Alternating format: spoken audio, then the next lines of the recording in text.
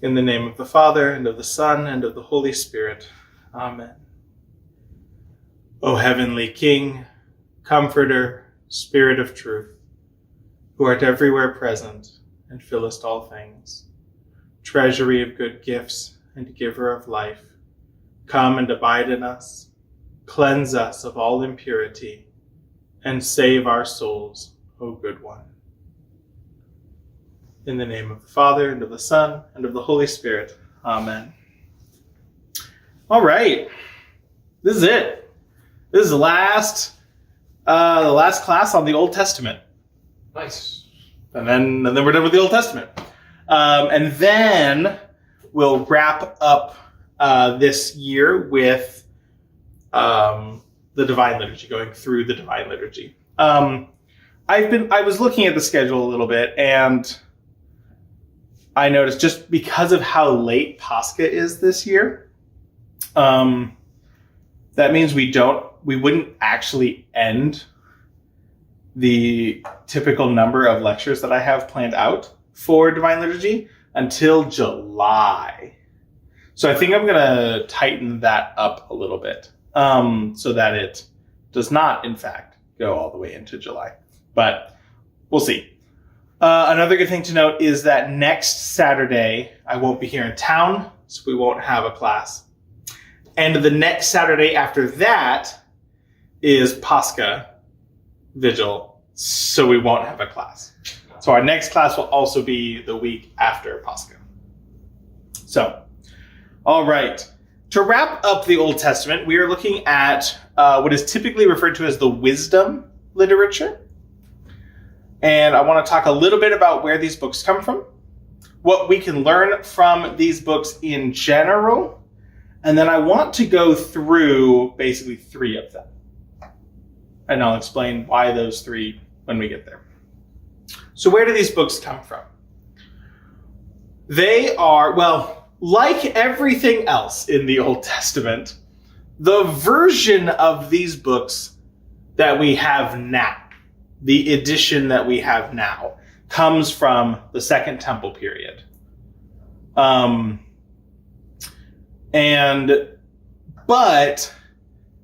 some of them are full on just Second Temple period. We'll talk about those in a second. Some of them are put together in the Second Temple period, but they're very clearly collecting stories and sayings and things like that from beforehand. And some of them are collecting literature from beforehand and things like that. So here's the 6 books. Well, I'll talk about one of the books in this category is the Psalms. I am not going to talk about the Psalms at all for various reasons. Here's the other 6 wisdom literature books that I'm going to talk about. Proverbs, the Wisdom of Sirach, Job, Ecclesiastes, the Song of Songs, and the Wisdom of Solomon. Those are the 6. Here's a brief overview of where each of these books comes from. Proverbs. Proverbs is made from about 5 or 6 different chunks. The core-ish of the book seems to be chapters 25 to 29, which are compiled, quote, by the friends of King Hezekiah from the writings of Solomon. There's also the chunk right before that, which some have speculated is based on an Egyptian work. Other people have said that there's no real evidence for that. I mean, that's pure speculation, because basically all of the evidence for it being based on an Egyptian work is that it covers the same topics in the same order. And the counter argument is, have you read wisdom literature? All of them cover the same topics in basically the same order. So it's really not that special. Anyway, I say 5 or 6 chunks because whether or not you count this as a separate chunk is really fully a 50-50 shot. Chapters 10 through 22, or through 24, if you don't think the 23 and 24 are this Egyptian chunk. 10 through 22 is the part that is basically literally says, this is the Proverbs of Solomon. And that seems to be kind of that second temple. They gather these things together. Are they gathering big chunks from different pieces of writing? Are they putting in just sayings that are in the... who knows? But this all gets collected as the Wisdom of Solomon. Or I should say, the Proverbs of Solomon. The Wisdom of Solomon is a whole other book. We'll talk about it. There is an appendix, chapter 30, which is written basically as advice from a father to his son. And then you have chapter 31, which is like appendix B. And it's advice from the king to his son, but the king learned it from his mom. So, a slightly more convoluted trail. And then you have the opening, chapters 1 through 9, and that seems to be the latest addition to the book of Proverbs. And that is the most abstract, the most generalized, and seems to have the most influence from Hellenistic Jewish wisdom literature. So, all in all, it looks like probably the core of Proverbs is put together around 700 BC. That's that bit by the friends of Hezekiah. And then it just keeps growing. Certainly by 200-ish BC. No later than 200-ish BC, almost certainly, you have the book in the form that we think of it now. So somewhere between 700 to 200 BC, we get the thing that is now becoming, this is always, you copy this thing down, this is a scroll of the Proverbs. All right. Another book, The Wisdom of Sirach. This was just written by some guy named Sirach. This is one of those ones where like, no, we know who he was. We know when he lived. This is written in almost exactly 175 BC in Alexandria, Egypt. He is a Hellenistic Alexandrian Jew. And that area, if you're familiar with a guy named Philo, this is his milieu. Is this Alexandrian Judaism. Frankly, if you're familiar with Orthodox theology from before the year 400, it's Alexandrian Judaism. I mean, that's Clement of Alexandria, that's Athanasius, that's Origen, that's Cyril of Alexandria. I mean, like, big name people. And then, of course, even if you're like, yo, but the Cappadocians were important. Yeah, but the Cappadocians learned everything from Origen. So, like, frankly, there's a reason we're like, yeah, this book. It is partly because, this is kind of our wheelhouse of like where theology is happening, is Alexandria. It was written originally in Hebrew. The version we have is in Greek. It was translated into Greek by his grandson, Yeshua. And so you get the wisdom of Sirach, or sometimes the wisdom of Yeshua, son of Sirach, and he's really his grandson, like things like that. Anyway, that's where that book comes from. Job. Job is another one of these books that seems to be written in different chunks. It probably the first 3-ish chapters and the last chapter are a traditional Jewish story. Probably. And that probably goes back to somewhere around 700 BC. Also, that's King Hezekiah time of when that was probably written down. The story itself takes place during the time of the judges. And that then that's the kind of the main story. And then the big, vast majority of what we now have as the book of Job is this Hellenistic, Alexandrian Jewish, basically, frankly, a Platonic dialogue, basically, in the middle of the book of Job, which probably is coming around the same time that Sirach is being written, that kind of thing. That 150 BC, as late as 150 BC, as early as 250 BC, somewhere around there. So that's where that book's coming from. We have Ecclesiastes.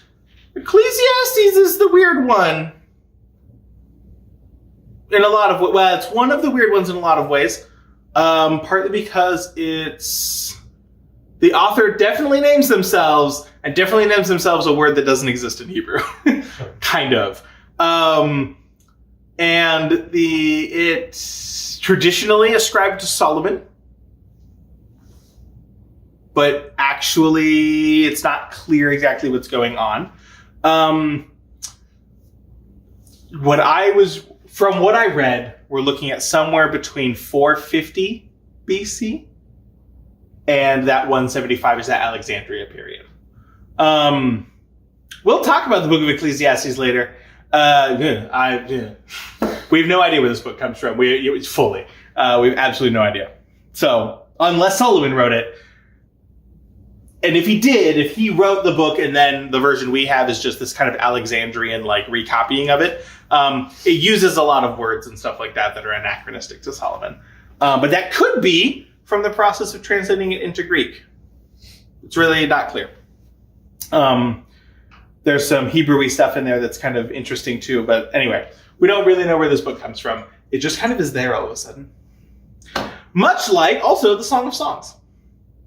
Song of Songs could be as old as 800 BC. It could be as recent as 250 BC. We have absolutely no idea who wrote it, why they wrote it, or anything like that. It's ascribed to Solomon, but it really can't be, the version we have now cannot be word for word what Solomon wrote, because it uses words that didn't exist when Solomon was alive. So it's kind of like the first 5 books, the Torah. Moses wrote the Torah, but also not the version we have. Because the version we have, even if you read it in English, you can tell it's updated from the time of Moses. Because it'll say something like, and this person lived in this city, which isn't called that anymore. Now it's called this other thing. And it's okay, well, it's updated. Yeah. Was it kind of like they threw in commentary that became part of the actual book itself? It's a significant amount of it, yeah. A significant amount of what you can look at and see as updates is commentary or, I guess depending how broadly you want to do commentary, or interpolation of little things. So at one point, randomly, kind of in the middle of the book of Exodus, you get the genealogy of Moses. Oh. And it just Moses is doing stuff. And then we go back and we're hey, remember how Moses and Aaron, this is who their dad was and their dad, and then it goes right back into the story. And it's cool, great, glad that's there. Weird that it's not at the beginning, but here it is. It's in chapter 9 or something of Exodus. So that's what we've got. And the Song of Songs is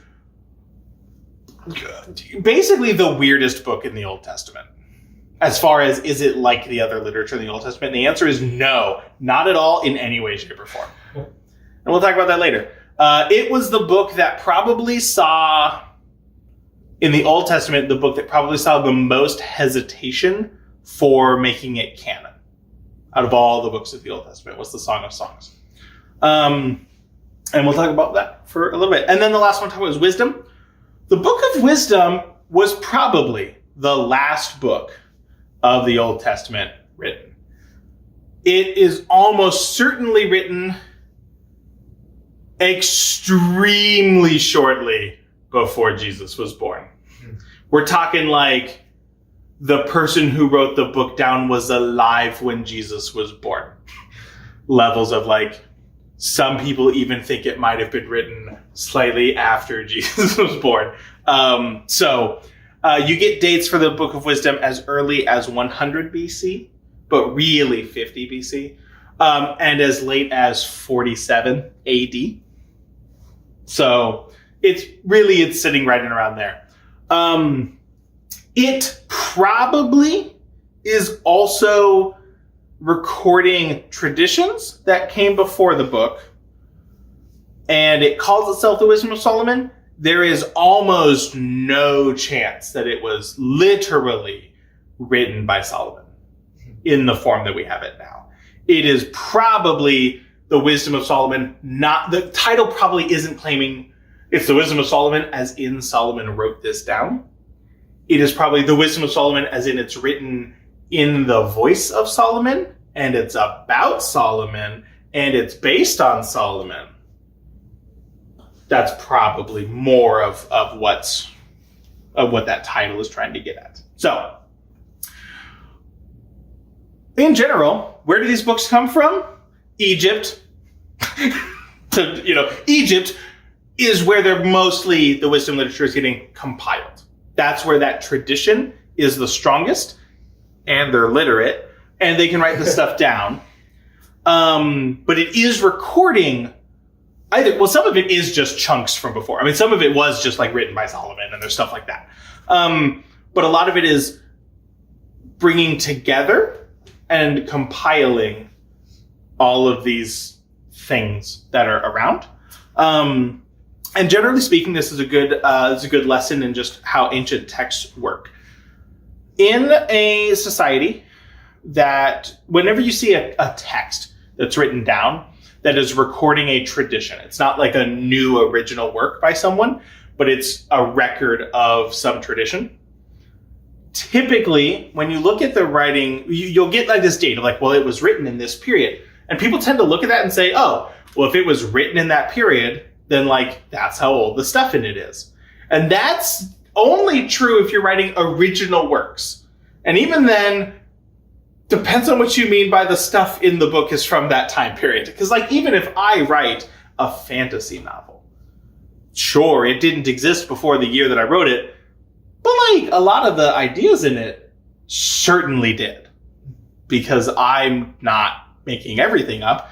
I'm frankly probably ripping off Tolkien. That's what every fantasy writer does. So even when we see original parts, so even the Book of Sirach, which is absolutely an original work around 175 BC, yeah, but it's like recording stuff. It's like drawing on this whole tradition of things. So we want to step away from the idea that these books are the origin of these ideas. That is typically an extremely silly way to read any book at all. Especially if they're books like Proverbs or Job, especially the outside bits of Job and things like that, where they're definitely recording really old stuff. Why are they getting written down at this time period and not back then? Typically, one reason for that is people are forgetting the stuff. It's not getting passed on orally very well. And so people who still know it want to get it written down so it doesn't disappear. That's the impetus behind most of the Old Testament, frankly, is when does it get written? Exile. When it's not getting passed down as easily because you're in this foreign place and you're not like allowed to do your religion and it's interrupted anyway. Whatever version of it you're going to do is weird. Like that's when they start writing it all down. That makes sense. We expect it to get written down and compiled. And we expect it to get really like, not just written down like, I got to write this down, but like, I'm going to take my time and make the definitive version of this. Yeah, we expect that to happen around that kind of a time period. So what can we learn from these books in general? If I had to give you a one-sentence summary of all of wisdom literature, it would be from the book of Proverbs, and it would be, the fear of the Lord is the beginning of wisdom. That is your general, this is what the wisdom literature is about. The fear of the Lord is the beginning of wisdom. Which is to say, something that I talk to people, I think a lot about. This is actually one of the things that I talk about a lot with people, especially in our more Roman Catholic friends and stuff like that. When I talk about stuff. So I had a student come up to me the other day and they said, hey, I had to do this thing for one of my classes. Can I tell you about it and see what your thoughts are? I was like, sure. They had been asked to provide a Christian argument for why citizens in a democracy should vote. Like morally, they should vote. And I was like, cool, lay it out. Show me your thing. And he, puts this thing together. And he's like, this student's like pretty really good. So I what they put together was like significantly well thought out. And they put all this stuff together, and I said, oh, okay, cool. Not Christian at all. But very reasonable. Very reasonable, very rational. Aristotle is drooling at his love for this little system you've put together. Not Christian at all. So I don't think you've done the assignment. But I also don't know if your teacher will realize that. Like that's and so what I talked to him about, I said, what you've put together is something any Aristotelian pagan could agree to. That's how I know it's not Christian. Because if Aristotle can agree to it, then it's not Christianity, because Aristotle would not have liked Christianity. Many things Aristotle believed at the core of his being are flat out contradictory to Christianity. A God that is not a pure and simple absolute oneness, but is rather a trinity, not compatible with Aristotle. Frankly, the immortality of human souls and the individuality of the spiritual component of something, not compatible with Aristotle. These sorts of things.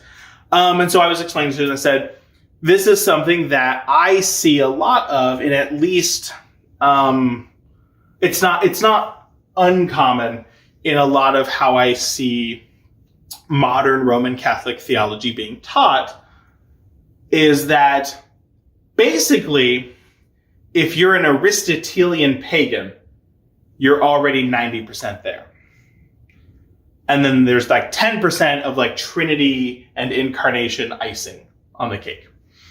And so when I say that because when a well-read, high-achieving, well-thinking student who has been in Catholic education for upwards of 12 years of their life and is like reading the scriptures regularly, is like this is who this student is told, put together a Christian moral argument. The fact that they, in full sincerity, never mention God because it doesn't occur to them that is the basis of a Christian argument. But rather, they start with natural philosophy and they build a natural philosophical system from Aristotelian metaphysics.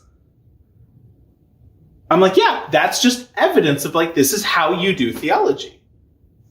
Right or wrong, this isn't even a judgment on that point yet. I could make a judgment on it and I could have opinions. But up to this point, I'm saying, no, you're just evidencing this is how you do theology. You don't do theology by thinking about God first. You do theology by thinking about Aristotle, or by you build a natural argument, and eventually you'll mention God at some point, maybe. And fine. That is absolutely different from the wisdom literature of the Old Testament. The wisdom literature of the Old Testament, and I would say my typical experience of Orthodox theologians who are well received in the Orthodox Church. Obviously, there's Roman Catholic theologians who are like, if you don't start with God, nothing makes any sense. And there's Orthodox theologians who are just like, also Aristotle. But the typical movement of Orthodox theology, and I would say the theology that is received in the Church Fathers, and especially here in the wisdom literature, is that the fear of the Lord is the beginning of wisdom. If at any point you are thinking through something and putting together a something, and it doesn't begin with the reality of who God has expressed himself to be, then it's not founded on reality. It's founded on human experience, which may or may not be accurate. And even if it is accurate, it's definitely limited in its scope.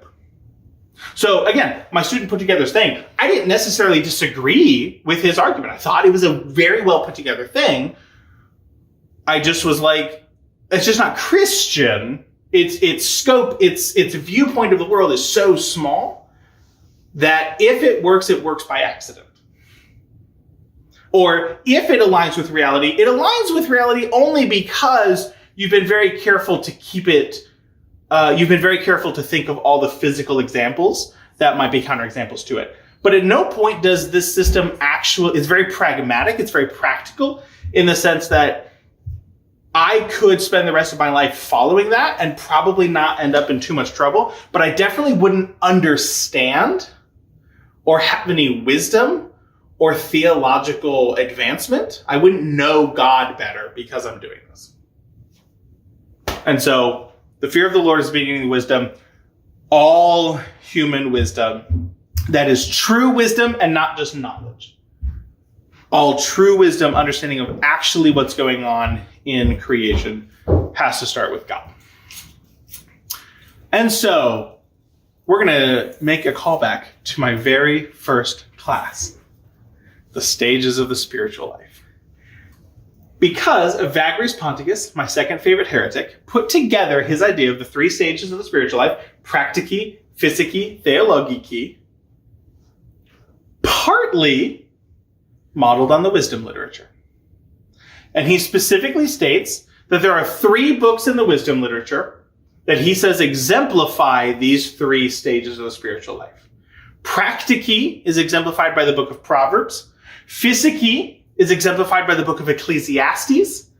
And theologici is exemplified by the Song of Songs. I am going to now talk to you about Proverbs, Ecclesiastes, and wisdom. And not the Song of Songs, only because I have no intention of desperately trying to explain the Song of Songs in 5 minutes at the end of this lecture. So I'll actually talk about wisdom. But basically, I would say in practici, I would put Proverbs and Sirach. In physici, I would put Ecclesiastes and Job. And then in theologici, I would put Song of Songs, but then also wisdom, the wisdom of Solomon. So, practici. This is the part where I think, again, my student, I think their argument would have landed well under practici. It tells you what to do. It doesn't tell you why you should. It doesn't really do anything other than be like, yeah, here's how it goes. If you do this, you will not err. Book of Proverbs is a lot like that. A lot of the book of Proverbs is just advice. And it's written in Hebrew poetry, which is to say it's in little couplets. And it'll say something like, people who drink all the time make a lot of mistakes. If you're sober, then you prosper. And frankly, I could probably write 100 proverbs like this off the top of my head, not because I'm so great, but because if you ever want to read something in the Old Testament that's like divinely revealed by God and will also make you realize how just like pathetic we are, is when it got, someone, and by someone I mean everyone, needed God to remind us things like, if you're bad, then if you do bad things, then you're a bad person. And if you do good things, then you're a good person. And if you lie, people won't trust you anymore. I'm like, that's what the book of Proverbs is like. You read this and you just go, well, duh. And then if you take the next step and you look at your life and you go, oh, I guess I'll write that one down and work on that one. Like, that's what the book of Proverbs is like. And this is why Evagrius puts it in the practici. The book of Proverbs reveals us to ourselves. We read through the book of Proverbs, and if we try to actually live out what it says, we'll find out just how pathetic we really are when left up to our own power to try and do things. And so it reveals us to ourselves. It reveals our smallness to ourselves, while also giving like legitimate advice. There's like real stuff in there. It's like, I don't know. I can't think of any off the top of my head because I didn't even reread the book of Proverbs to prepare for this. But it's things like, if you like clean your room, you'll be happier in the morning because you won't be surrounded by filth. If you treat your servants well, they'll love you. I like the real, just practical stuff. Even if you don't know why you're happier in the morning when your room is clean, you can still do it and still experience it. Like, it doesn't require you to have a deep understanding of the universe. Frankly, a ton of the Proverbs are just like, you should listen to people who are smarter than you and do whatever they tell you, even if you don't understand it. A significant amount of the book of Proverbs is like that. Because that's a significant amount of the early stages of the spiritual life. You find someone who clearly is better than you, and you just do what they say. Because you don't have to understand it for it to work. And frankly, partly you start to understand it when you've already been doing it for a while and you see the fruits of it. That's when you actually understand it. It's actually really hard to understand practici when you're not doing it. It's really, really, really tough to understand why the Proverbs make you a better person if you're not doing them. If you are trying to live them out, that's when you start to understand. And so that's my advice to anyone who's trying to improve their life at this sort of practice level. Do not try to think up your own rules for how you should live your life. Frankly, read the book of Proverbs. But for whatever reason, you're not going to read Proverbs and do that, whatever. Find someone whose life is better and who can explain and has understanding, has wisdom. And they can, and then just do whatever they tell you to do. If you've ever read any monastic literature from the early church, it's just this. Is you just go, if you want to, like, basically it's like, dear young monk, you want to be a better monk? Go find a good monk and then just do what they tell you to do. That's a significant amount of practice. Proverbs is great. I recommend reading Proverbs. I'm going to skip the Wisdom of Sirach, except only to tell you it's kind of all over the place. It's really hard to find a structure for the book of Sirach. Other than it starts with a bunch of Proverbs-esque stuff, and then it goes into the praise of illustrious men. And it like goes from like, I think Enoch on up through several people in the Old Testament, and it just explains how they were like super cool and how to be more like them. And that's basically the book of Sirach. So read that also sometime, but I'm not going to get into a lot of Sirach. Just know it's like Proverbs, but with more examples at the end. All right, on to Physici. So Practice was self-knowledge. Our self is revealed to us. Practice is what is the rest of creation? How do I now have right relationship with the rest of creation? So I have right relationship with myself. How do I now have it with other things? Ecclesiastes is the book that Evagrius puts here. I think there's something to that. I'm going to tell you a little bit about Ecclesiastes. I'm going to also talk a little bit about Job. So Ecclesiastes is basically in two halves-ish. The first half is the investigation of life, and the second half is conclusions about life. If you read a book of Ecclesiastes, you know how I said Ezra and Nehemiah is so sad all the time? Ecclesiastes is so sad all the time. It's really sad. Because basically he goes through it and he starts, well, first off, he starts by saying, life, pointless, meaningless, empty. Can't even stand it. And then he goes through and he's just like, wisdom is so much better than pleasure. It's so much better than accomplishment. It's better than having power. It's better than having riches. It's better than being alive. Frankly, people who think this side of eternity is like the good part, very silly. Cannot even understand those people. Because it's basically 6 chapters of just how bad it is to be alive on Earth. Like, there's so much suffering, and when you work really hard, you don't necessarily actually get rewarded for it, and people are liars, and there's like, it's just like this constant thing of basically the first half of the book is a long treatise on why you should not stake your happiness, you should not stake your fulfillment on any of the things that people typically do. Pleasure, accomplishment and pride in your own work, power, riches, or even being alive rather than being dead are all ultimately not satisfying. They frankly don't work. This is another part where I look at Aristotle and I go, you're wrong about things. And then the back half is basically like, turns out wisdom is the only thing in this life that we actually can have some participation in this side of eternity that has fulfillment in it. And it's because within all this wisdom literature, what we'll get into in the next bit here is there's something about this wisdom that is more. It's more than just knowledge. It's more than just understanding. There's something about it that's more than this life. And therefore, it is the thing that we can have a taste of in this life that actually will continue and fulfill. And so the book of Ecclesiastes basically ends with, fear God and keep his commandments. That's That's how it works. I want to talk about more with Job. Job reveals a little bit more. So in the first bit of Job, if you don't know the book of Job, it starts with a story about the divine council. God is with all the angels, and they've been looking at the earth. And then the Satan comes up, and he says, I've been around your earth. And God says, have you seen Job? He's my favorite. I love him. And Satan is just like, yeah, I've seen him. I'm pretty sure he only loves you because nothing bad has ever happened to him. But I bet if something bad did happen to him, we'd find out what he's really like.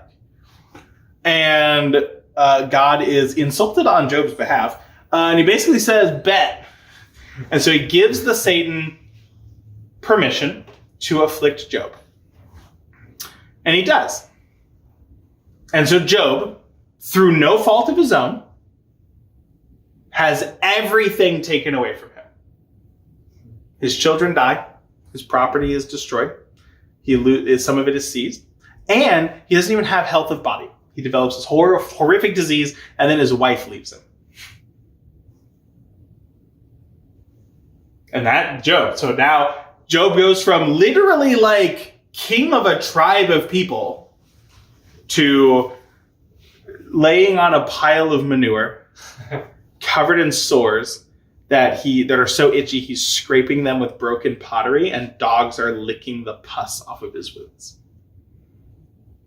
And his 3 friends, who I'll say, just so we're clear, these are really his like kingly council. They're not just friends. This is like his kingly court.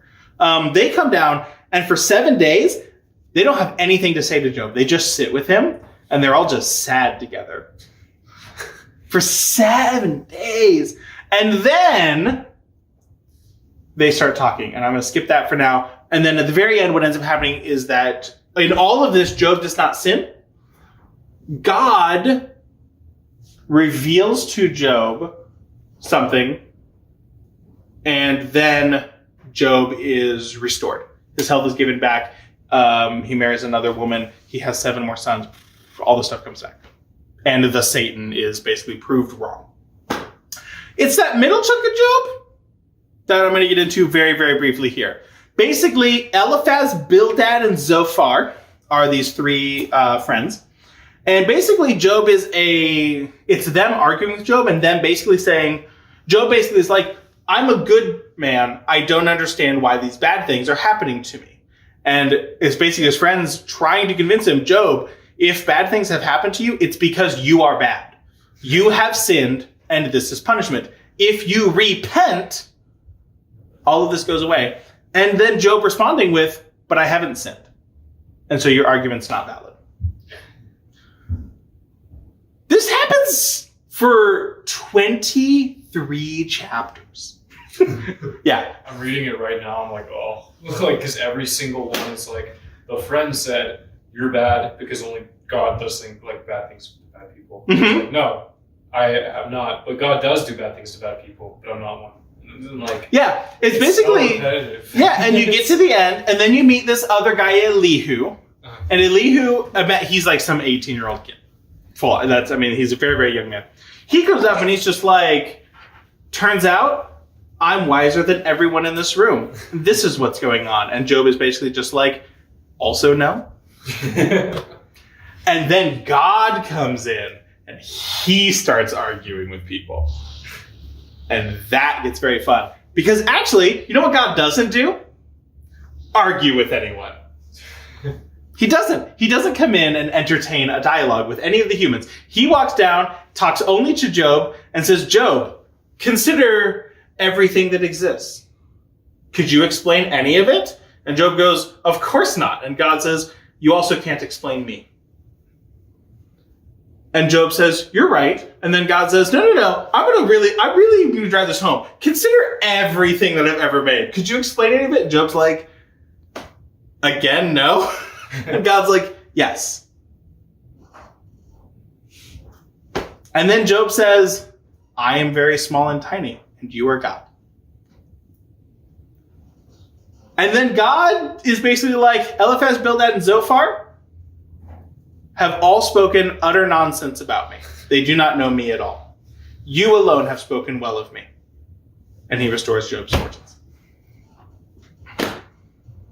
And that's the book of Job. The major theme of the book of Job, everyone reads the book of Job as like this exploration of why do bad things happen to good people. Frankly, it's a lot of people. But all of the people who offer any explanation of that are all of the people that God himself says they don't know what they're talking about. And I would posit that one of the things that's going on is that Eliphaz, Bildad, and Zophar, and Elihu, their only frame of looking at this is a legal frame. You have done something bad, therefore you have to repent. That's how you get exonerated from the guilt.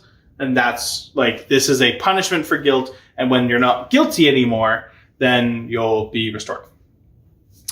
Whereas when God comes down and talks, he doesn't, basically his response seems to be something like, if you can explain it, it isn't me. If your explanation for why creation is the way it is exactly that, an explanation that answers all the questions, it's wrong. Because the actual reasons for all these things are beyond humans. You actually can't know why all these things. And that's the lesson. That's the lesson of physique, is to, when you have knowledge of the self and then you start looking outward, you say, okay, well, I want to have right relationship with everything. Well, in order to have right relationship with everything, I need to know what it is so that I can treat it correctly.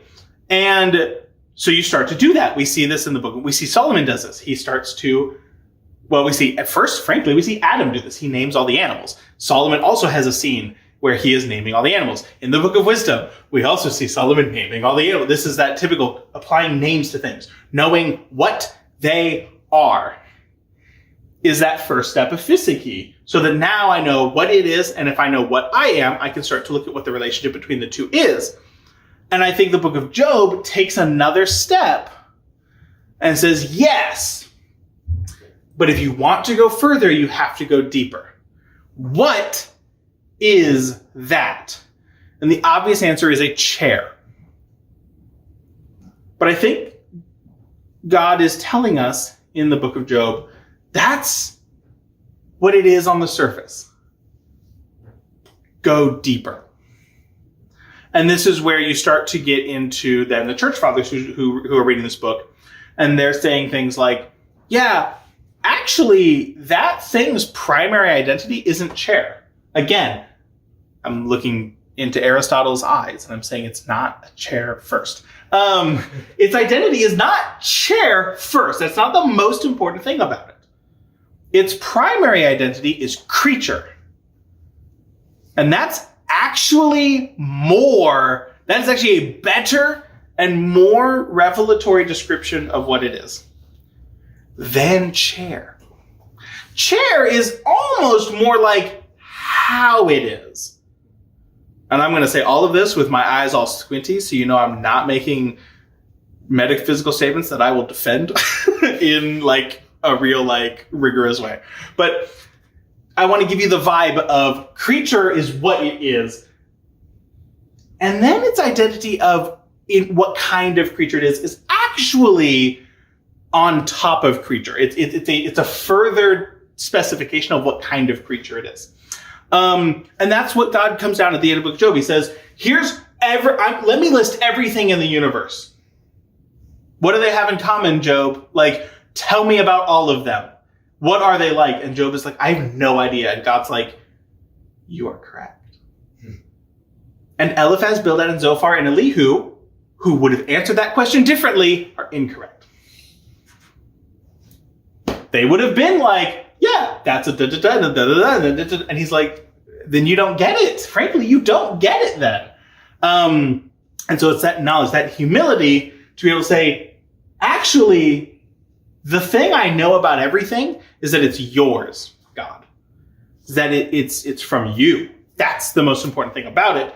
And it's when you understand that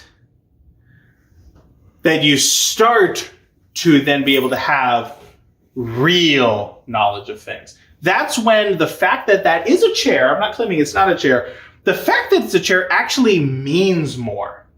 When you realize, first, it's a creature. And what kind of creature it is a chair creature.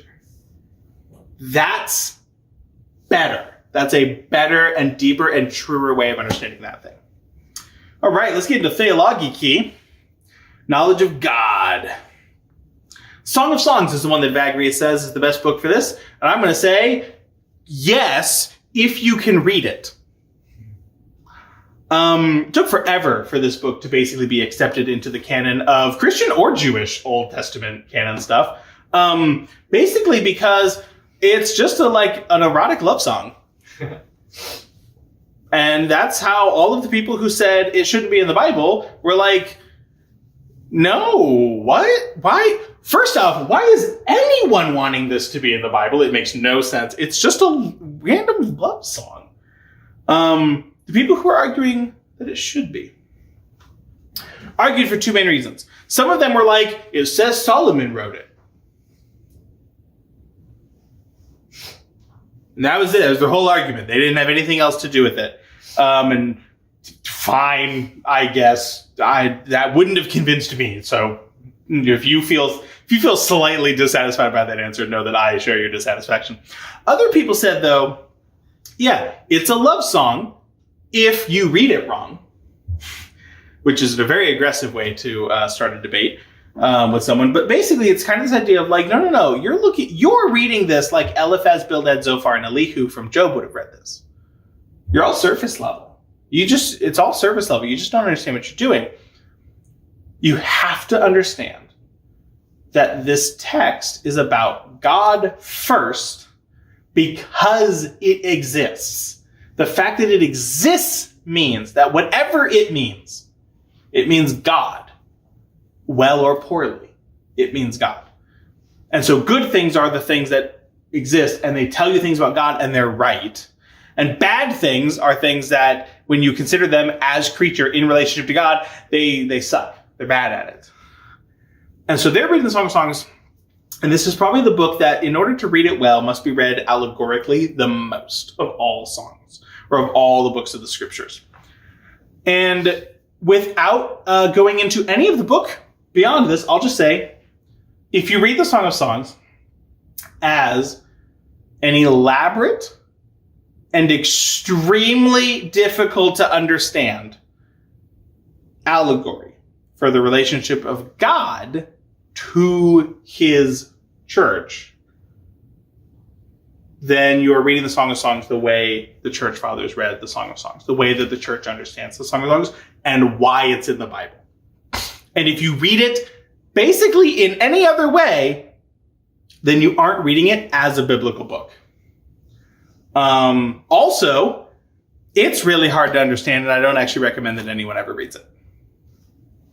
Unless you actually get it. Unless you already are like, I am ready to read this and not understand any of it and to be entirely okay with that. And to get glimmers here and there. And to test every conclusion I get from it against all of the faith and how God has revealed himself. It's a very tough book to read correctly because it requires an immense amount of humility. And that's one of the reasons I'm not going to talk about it, because I have no idea what almost any of it means. There is one line from that entire book that I feel remotely comfortable explaining to anyone ever. One verse. And the rest I'm just like, I have no idea. And then I want to end here just a little bit on the wisdom of Solomon. The first book is a big eschatological vision. This is another common theme you see among the wisdom literature, is a lot of this dichotomy, this back and forth of here's what bad people are like, here's what good people are like. Here's what bad stuff is like, here's what good stuff is like. Back and back and back and forth. If you ever read the Psalms, Psalm 1, this is what good people are like, and this is what bad people are like. Be this kind of person. Jesus uses this a lot in his allegories. So he's like, you have the sheep and the goats. Here's what they're like. This goes all the way back to Genesis, the basic fabric of the universe kind of thing. As God is creating in Genesis, you get creation ex nihilo happens kind of off stage. And then you get secondary creation, which is to bring order out of chaos. And that's really what we see highlighted in Genesis 1. And the way that order is described in Genesis 1 really is as distinctions. When you look at created reality, distinctions between the things, it becomes order. When you have a system where everything is doing its one thing in the system, or its role in the system, and all of the different parts are working together, that's the glory of creation. The glory of God, in some sense, is this extreme unity of nature.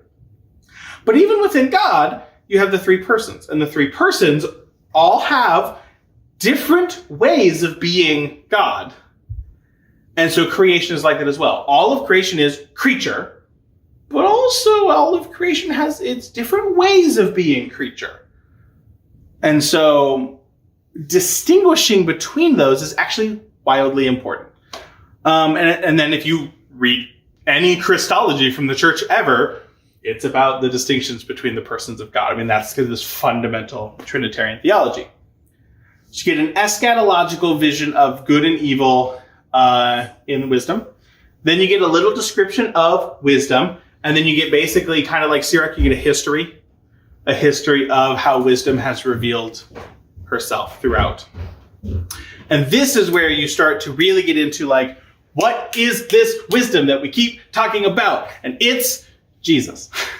And every time I pose that question to my high schoolers, they all say, the Holy Spirit. And I was like, you're so not catechized. But wisdom is Christ.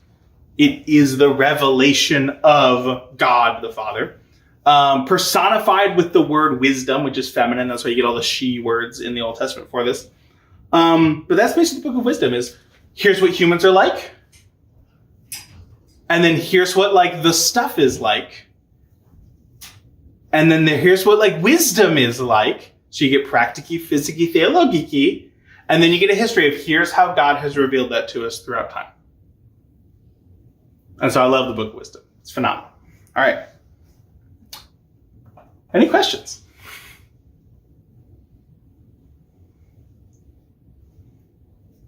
So why they were such inclining to attribute some of these books to Solomon? Yeah. Why are they like, Solomon wrote every book that was cool ever? I don't know. Partly because,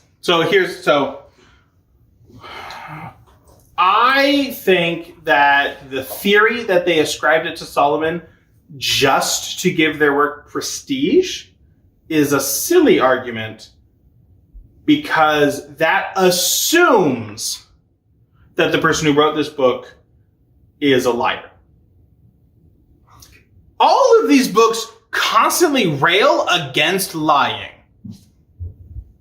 So that seems like a wild thing to just assume about this author. So then why bring up Solomon so much? Well, Solomon is the figure of wisdom. I mean, he is the human personification of wisdom in the chronicle of Jewish history. And so partly Proverbs, probably because Solomon frankly probably wrote a fair amount of Proverbs. Originated it. Another book that claims to be from Solomon is Ecclesiastes. But Ecclesiastes doesn't technically claim to be from Solomon. It's just weird. And it's like, I'm the preacher, and I write this. But the word for preacher is also not like the normal word for preacher. It's this truly weirdly unique word. And it's like, I was once king of Israel, and I was super wise, and people loved me. And it's like, in a book that is almost entirely about how anything that exists in the world is ultimately unsatisfactory and full of allegory. Frankly, the author of that book being like, I was once king of the... I mean, anyone ever heard of the band Coldplay? Yeah. And one of their songs with, I used to rule the world? Boy, was that not a literal statement. And we were all cool with it.